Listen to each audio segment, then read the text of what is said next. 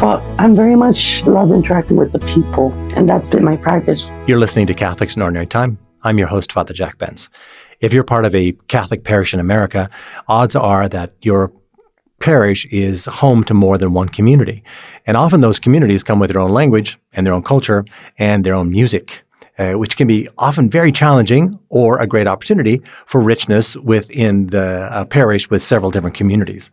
My guest today is Alexis Santos Alvarado, who is a music leader and a composer and a musician working in a parish in Los Angeles.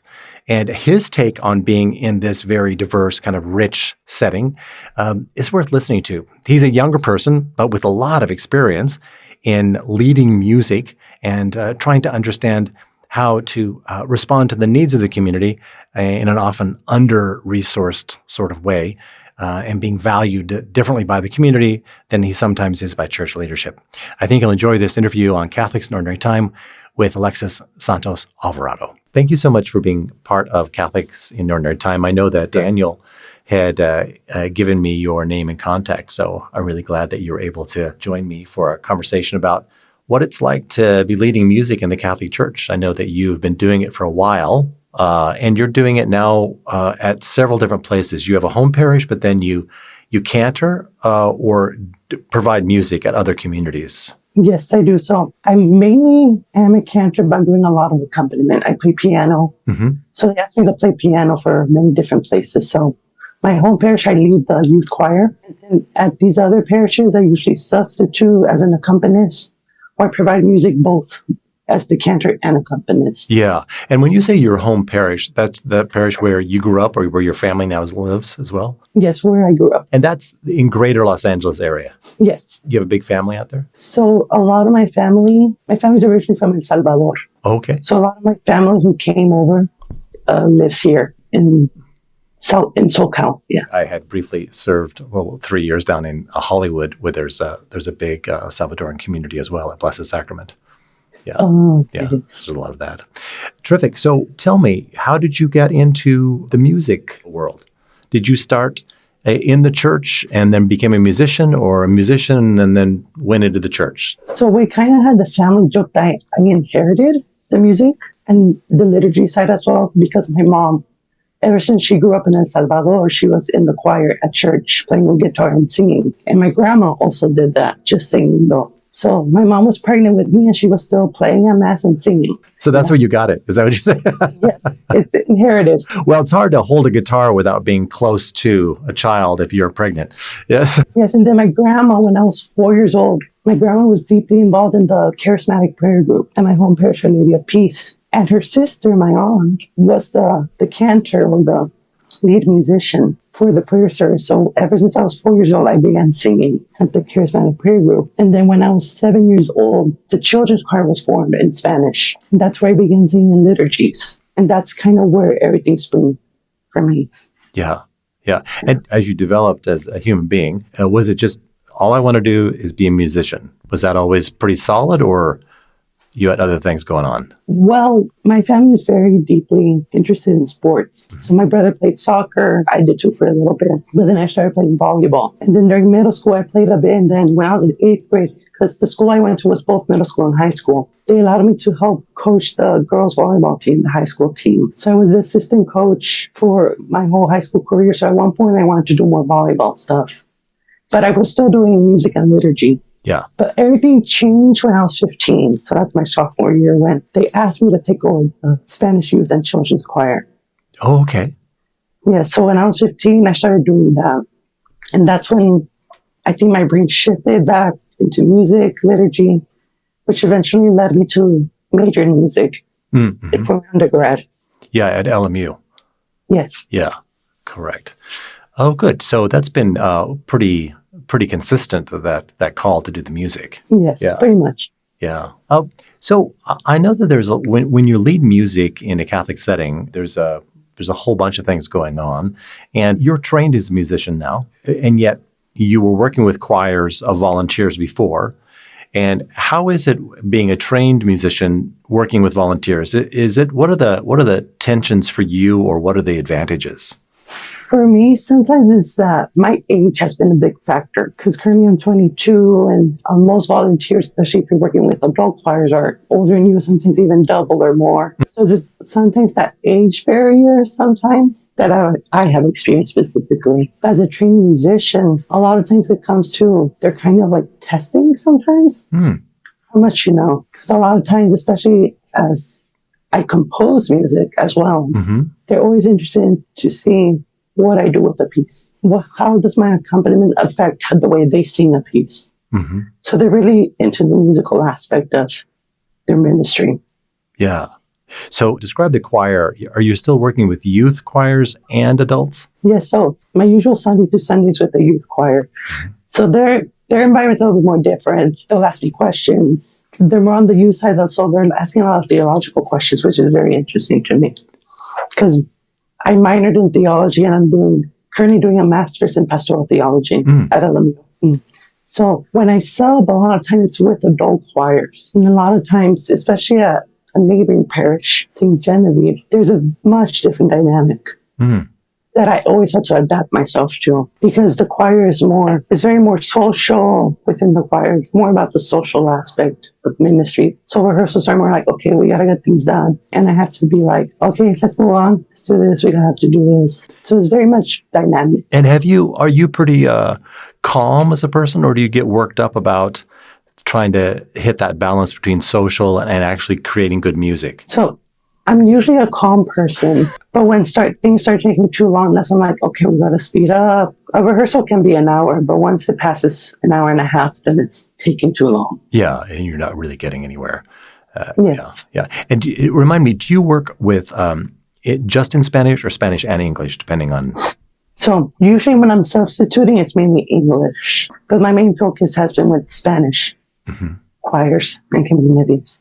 Yes. Yeah. Tell me about the difference for you as far as choir membership, or as people understand being a volunteer within a church musical group, between the Spanish groups and the English groups. So with the Spanish community, it's extremely consistent. It's very outstanding to see how much dedication they have. It's extremely rare that you'll see a volunteer group miss a Sunday, or even take a day off, as to say it like that. In the English community, they seem to be more flexible, and there's a much different aspect. Like, okay, I cannot come this Sunday because X, Y, and Z. When in the Spanish community, I find that, nope, we have to do this. It's Sunday, we have to play at Mass, and it's very consistent. Why do you think the difference?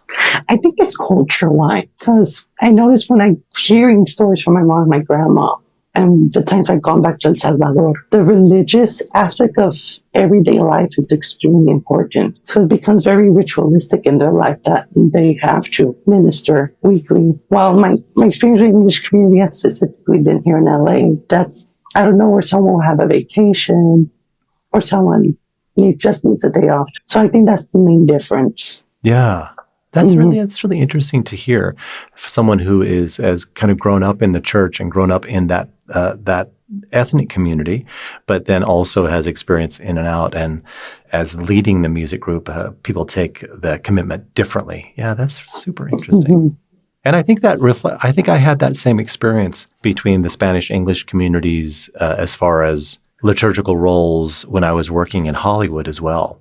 And I think I sometimes experienced it as kind of inflexibility on the part of, this person has always done this, and so they're going to do it until they die, as opposed to like, well, how do we get, more involvement from more people? But that's helpful. I like how you put that. No, yeah, it's very interesting because I'm always asked to substitute for English masses. It's extremely rare I'm asked to substitute for a Spanish mass. Yeah, it's so funny that I get happy when I'm asked to do a Spanish mass. I'm like, finally, it's about time.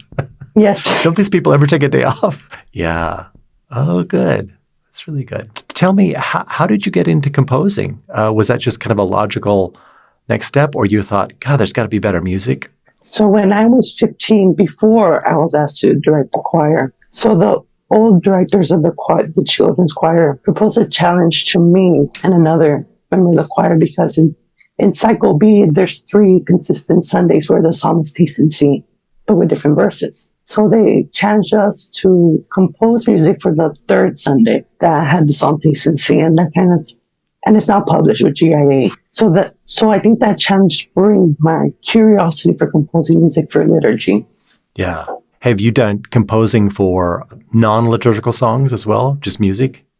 No, I hadn't. So that was my first experience. Okay. And subsequently, have you done composing for just regular songs? So during my undergrad, I did do instrumental pieces, and I did do one more secular song in a way for one of my classes, yes. But it's not how you spend your time. No, it's always been liturgical. Yeah. And to fill a need or a specific piece. Because I was listening to some of your pieces online, and I was like, wow, these are pretty legit. And I was just wondering if you had done more, or you do it constantly and you're usually looking for more publication for songs you've written, or it's more specific than that? So basically, what my practice has been is that, especially as I'm doing more studies into theology, it's specifically for the Hispanic community. I'm writing a lot of songs that are coming from the community, like from a conversation. If there's a specific biblical passage that's very important to the community. So that's very much the approach I take. Yeah. Which is why I'm writing a lot in bilingual now. Both English and Spanish. Mm-hmm. Speaking of the Bible, how does your work as a music leader affect your prayer, or your prayer affect your work as a musical leader? How is that? Yeah, so my family is very much a spiritual prayer, like let's go kneel before the tabernacle, things like that. Mm-hmm. But it's hard for me to do that. Very interesting enough, it's hard for me to stay still in one place. So when I'm preparing music for liturgies, I always make sure to read whatever gospels for the Sunday, the first reading, second reading. And I made it a practice to compose the psalm for liturgy. So very much when I'm preparing music, I use that to reflect and to pray with scripture. And even though I plan music ahead of time, at the beginning of each week, I reread the gospel for the Sunday that is to come. Yeah. So that's kind of what has become my prayer practice. Yeah, because it's very, and I know this as a priest, it's very hard to pray and also preside, because in a way you're working, and you have to pay attention to 15 things all the time. And while, you'd think a priest, in my case, would be praying more, it's just, it's challenging because you're presiding, you're kind of taking care of things. I'm sure that as a music director, it's hard to pray during the Mass. Very much so, yes. I'm always, especially when I do the Masses at my home parish with the children's choir, I have to make sure they're okay, since I'm directing. So I have to make sure I'm playing okay, watching the cues, because kind of where I'm sitting, the altar is right to my left. So I always had to turn here, choir to my right, turn here. The lector ambo's to my back, so turn back. I was just like... Not a lot of praying. No. You'll pray later or before. Yes. Yeah, that's good. What's your relationship with the congregations or congregation?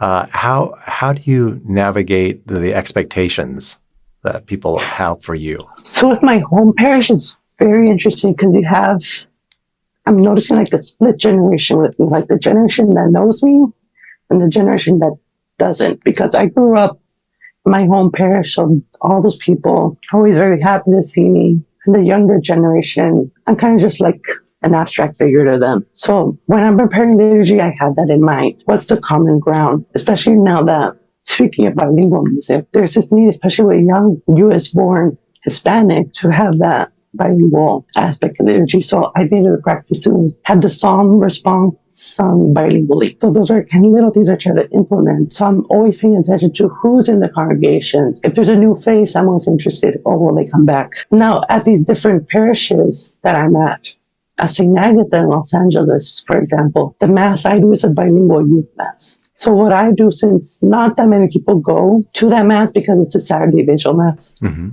I've really gotten to know the congregation, and they know me now, which helps with the music planning as well. Because I like to be very pastoral in my approach to ministry. So that's those two, but the other places where I substitute the music is actually given to me. Sure, yeah. So it's much different. And I notice there's always a difference in dynamic when the community is of an ethnic buildup. So especially in Spanish communities, you'll get random people that you have never met come up to you saying, "Oh, that was beautiful. I absolutely loved. You're playing, you're singing this specific song, etc." The English community that I tend to work with are mainly built up by Filipinos. And so I think they're very closely related to Hispanics in that sense. So it's very interesting seeing different dynamics between communities, which is the way I approach it as well, how I interact with them. Yeah. And do you have much experience navigating people that are sick and tired of you and your music? Thanks be to God, not that I can recall. Good. I hope it stays that way. Yes. So you haven't kind of navigated folks that are really unhappy with what you're doing. You haven't. That's a blessing. Yeah. Yeah. Yeah. Because I know people have strong opinions about the music. Yeah. It sounds like it's positive. Do you spend a lot of time trying to select music that everyone can sing? Is that a big piece of what you're trying to do? Yes. Even when I'm choosing it, like to introduce a new piece, I think about how well it would sit with the congregation very much. Because it's one thing sitting well with the choir, than with the congregation. Yeah, correct. Yeah, I think we've all seen choirs that loved the song, and the congregation is just impossible to sing, or you just think, okay, yeah. Yes, yeah, especially since the Hispanic community specifically loves to sing. They will always sing with you, and they will always try to sing it if they don't know it as well. So those are things I take into consideration too, which is I'm not very hesitant when it comes to introducing music with Hispanic communities, but with English-speaking communities, I think about it a little bit more. Yeah. And you do a certain amount of training or introducing, helping people learn the music? So my usual practice is to have it consistently for a few Sundays in a row. And then most parishes that I have worked with actually have PowerPoint systems. So they have the text always projected. How do you like the interface with projections as a musician? Personally, since I work with two of the biggest publishers when I select music, it's nice because then I'm not bound to a hymnal.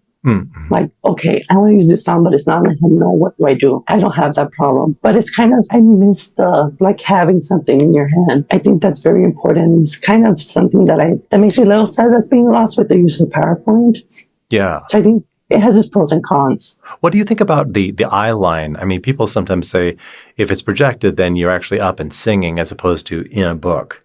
Does that matter to you? At my home parish, not really, because it's interesting. The projectors are projected next to where the cross is. So it's a very interesting imagery there. But there are other parishes where there's one in the front, one to the back, one on the side. So it's depending where the parish decides to put it. But typically it's been in the front near where the cross is. When I started making my own PowerPoints, one of the issues I had was making the text big enough for the people to actually read. So that's one thing to look at too. And when you say that you are leading the Hispanic Mass, the composition of that congregation is folks from all kinds of Spanish-speaking countries, or mainly El Salvador and Mexico, or just Central America? What's the makeup? So I am blessed and cursed at the same time, as I like to say, to have people from all over Latin America. And that it's a blessing. I say it's a blessing because it's nice to see all these different reflections of traditions, devotions, etc., of their religious practices from their home countries. But then when it comes to planning the more generalized terms, like in a normal Sunday liturgy, or big feast, that's where heads start to clash sometimes. Because, especially since we have quite a bit of South Americans, especially from Colombia, their practices are much different than Mexico. Sure. And then the Salvadorian buildup of my home parish is pretty big, so that's also different than what Colombia and Mexico. So that's kind of where I had to think about musically, okay, what can I do here? Yeah, that's a big challenge right there. Mm-hmm. What's your experience as a leader of music being on staff, or what's your experience of leadership as far as pastors, and how is that for you? So every pastor is different. Sure. They all come from different backgrounds, different mindsets, different experiences. And a lot of times, in my experience, music is kind of left behind for administrators and pastors. So we're kind of like the odd one out, as sometimes we say. We're the ones not so much included, especially in my home parish. We're kind of like in limbo, like we're the last ones to find out something, things like that. Yeah, very much music has just become normalized that sometimes it's forgotten, I think is what it is. That's a challenge. Yeah, many times it is, especially when it comes to like big masses where we had to have 3 rehearsals, different rehearsals with the choir, maybe a different rehearsal with the band or orchestra, things like that. And they're planning things only a month before it happens. And no one tells us anything. Yeah. So, and then that falls on, all that pressure is on you to produce it and to make it work with not enough lead time or rehearsals. Yeah. Correct. Yeah. Yeah. It's a weird experience, or it must be a weird experience to know from the congregation and from the people you work with how important the music is. And yet it's not supported in a way that would somehow reflect its importance. Yes, correct. Yeah. Yeah. Yeah. Like having a 15-year-old come in and lead the choir, which I'm sure you were great, but I bet you weren't overpaid. Yeah. Yeah. And how do you navigate the pay part? You know? So I don't like being very picky about that, especially here in Los Angeles where one parish could be substantially fine financially, but the neighboring parish is not. So when I asked to sub, I just receive graciously whatever the parish offers. But when I'm asked specifically to do like a wedding, quinceañera, funerals, I tend to talk with the family and get to know them to set prices. Mm-hmm. Rather than just like set a rate, and if you can pay it, you can pay it. If you can't, then go find something else. Yeah, so I have a set rate, but if they say this so-and-so is happening, I'll be flexible with them. Yeah. Yeah. Yeah. And how long do you think you want to do what you're doing the way you're doing it? You know, because you're a young person and you're finishing some degrees and, you know, you're doing all that stuff. But what do you see is possible for you going forward? So for me, as I'm doing more work in theology, I think I'd be interested to go more into that adventure of theology and more theological thinking. But ministry-wise, I'd love to continue doing it. Oh, I enjoy doing ministry. So I was thinking maybe in an academic setting, it'd be nice to do both ministry and maybe theology as well. I see. And you're currently pursuing pastoral theology. Yes. And what do you like about that so far? Is it just because it's consistent with kind of what you do in the weekend already and just gives you more tools? It's that, and also because I love to listen. I've always been a person that loves to listen. In the family gatherings, I was always the one kid with the adults just listening to all the stories. So I'm very much love interacting with the people, and that's been my practice. I was a student minister of music at LMU my 4 years of undergrad. Mm-hmm. And one of the things that made me fulfilled in that position was the trust the students have to talk to me as well. So I've always had this, as we say, a pastoral mindset that kind of fuels my passion for ministry, which is why I want to continue it. Yeah, that's good. What do you do to feed yourself? Not just practically, but what do you do to feed your creative side? And do you listen to music? Do you read stuff, films? What is it that feeds you? So I do a lot of music listening. I was blessed to be mentored by Krista Silva.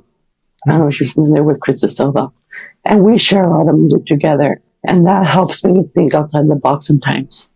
Because two people can have much different styles of approaches to composing or different mindsets to when they're composing, which is very interesting, especially if you're composing in different contexts or for a different set of audience. So a lot of times it's through a lot of listening and dialogue from others to hear how other people are doing stuff. So that feeds you. Yes. Yeah, that's good. Is there an edge in the work you do or the people that you listen to? I know it's always, there's always challenges, but it's a challenging time right now in migrant communities. How do you find ways to bring that into the music you do and the work you do? What's that look like? Yes, so especially for Hispanic communities right now, every homily has touched on immigration issues. So in the music, I always try to, especially now, sing the Beatitudes, sing songs that reflect the experiences of the community, which especially I love using the example of a song Tony Alonso wrote, Caminemos con Jesús, which is based on the theology developed by Roberto Goizueta, theology of accompaniment. through Hispanic lens, which is very much central to the experience of U.S. Catholic Hispanics. And I always try to use that song because it speaks directly to the experience and is very much interconnected to what's going now, alongside the Beatitudes. A lot of those songs that also give hope as well. Yeah. Yeah. And that's probably kind of an operating stance anyway, but it's been amplified during these times. Yes. Yeah, that's it. Oh, what songs or composers are you really, really, really loving at the moment? The past few days, I've been listening to Eleazar Cortés. I'm familiar with him. He's one of the pioneers of Hispanic liturgical music in the United States, bringing the Mexican rhythms, and I've been loving listening to all the mariachi arrangements of his music lately. Someone else I've been listening to, I think, would be Tony Alonso, listening back to his collection named Caminemos con Jesús, which is part of that song, which comes from the Cuban experience. Is he Cuban American? He's Cuban American. He is Cuban American. I think for a long time I had him in the Filipino category. I don't know why. I was like, oh yeah, I think he's Filipino. Probably because I think there was a Filipino music minister who loved his work, and I just put them together. But he's Cuban American. Interesting, yeah. Yes. Yeah, then someone else would be someone who's very dear to me, Damaris Diet. She's Puerto Rican. And her, alongside with her husband, may he rest in peace, they made sure to bring the Puerto Rican rhythms to the U.S. church. And she's done it very masterfully, not only with the musical sense, but the cultural sense as well in the music. Yeah. So it seems, I would say those are three people I've really been listening to right now. Oh, yeah, that's good. That's good to hear. It's really good. So those are the questions I have. Were there things that we didn't get to because we got plenty of time, things that we haven't gotten to that you would like to speak about? I think young people would be good to talk about, because especially here in Los Angeles, there's a very interesting thing happening, especially when it comes to Hispanic young people, because we still very much deal with the young people who are coming from the Spanish-speaking countries of Latin America who only speak Spanish. Then we have the U.S.-born Hispanics who speak sometimes little to no Spanish. And that's one of the factors I bring into bilingual liturgies that are aimed at young people, that no matter what, Spanish still has to be there. It cannot be mainly English in liturgy. When it's bilingual, there has to be a nice balance. Because especially in places like Los Angeles, you had that demographic. Yeah. Yeah. I had an experience along those lines at Blessed Sacrament, where we had a Spanish-speaking community, or a community that wanted Mass in Spanish is more accurate, because the community is bilingual mostly, certainly in the Hollywood community. And then we had Masses in English as well. So we had this combination of going on, and trying to take steps to understand that particular dynamic. And as a preacher and a presider, the music, not so much, because we had good resources for music in Spanish. But I was trying to figure out, as someone whose Spanish is the second language, certainly, I'm up there preaching in Spanish, not that well, to a lot of people that English is their better language. So what are we doing here? And especially when we're trying to speak to young adults. And it was a very interesting dynamic, because I tried to change. I experimented with the dynamic. And so doing the Mass in Spanish and preaching in English for a Spanish-speaking community, it was a very challenging experience, but a good experiment. But it revealed to me a lot about the community, which was even English-speaking young Hispanic adults insisting that, let me just say, it seemed their experience of the Mass was through the eyes of their grandmother. Yes. And her experience was the experience. It wasn't, their experience was not the first. Does that make any sense to you? No, yeah. And I was like, okay, so tell me more about that, and trying to sort that out, and seeing someone like me preaching English to a community that prefers Mass in Spanish and reading it as disrespect. Mm. And that's not the only experience, but there's a lot of pieces going on at the same time. Yeah. Especially that's very true, because many times a young person's spiritual life is developed by the grandparents, especially in Hispanic communities. Yeah, yeah. It's not the parents, but the grandparents. I was blessed to have both. But it's funny because especially one of the kids in the choir which I direct, both of his parents are Salvadoran. He mainly speaks English. He's learning Spanish through the music, through he sings. But he prefers Mass in Spanish. He doesn't like Masses in English. He says it's not the same.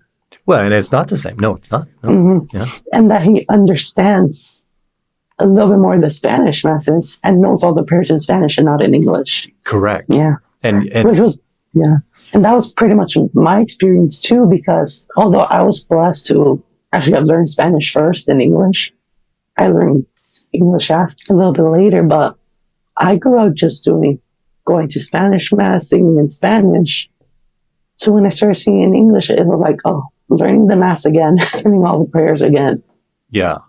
And it's super challenging, as you know, in communities where, so now we're running 2 sacramental preps, one in Spanish, one in English, and the kids that are in the Spanish one speak English, except when they're learning their prayers in Spanish for a Mass. It's just like, okay. Yes. No, that's the big challenge right now in religious education, that the Hispanic parents want their kids to do their sacramental prep and formation in Spanish, and they'll understand the prayers, but what's being taught to them, they don't understand a lot of times. Yeah, correct. Yeah. It's very challenging times. Yes. Yeah. And it shows up in the music. Good for you for, thinking, well, okay, so we do this bilingual pieces to try to be useful and prayerful to a wider group of people. Yes, especially since the 2:30 Mass, which I do, is the last Mass, and it's just before confirmation is taught. So a lot of the kids from confirmation go to that Mass and just go to confirmation after. So that's kind of influenced why I've implemented this sing the song bilingually. Yeah. And if a song has a refrain where the text is sung twice and there's a bilingual translation, I'll do first half Spanish, second half English. I'll try to do that as well. No, that's excellent. Terrific. Well, thank you. Anything else on your mind? I think that's pretty much a lot already. Yeah. Well, thank you so much. I feel privileged to have a conversation with someone who's doing the work in a really specific way that you're doing it in Los Angeles, but in that kind of parish, and then having the experience of subbing in various other places, and you're like, okay. So I really appreciate the time that you spent with me. Oh, no problem. Thank you. Thank you. And that's our show. If you enjoyed this interview, be sure to share this episode on social media. You can leave us 5 stars on Spotify or a review on Apple, or email it to a friend. Anything you can do to invite folks to listen, it really does help us to continue to produce this program week after week. Thank you.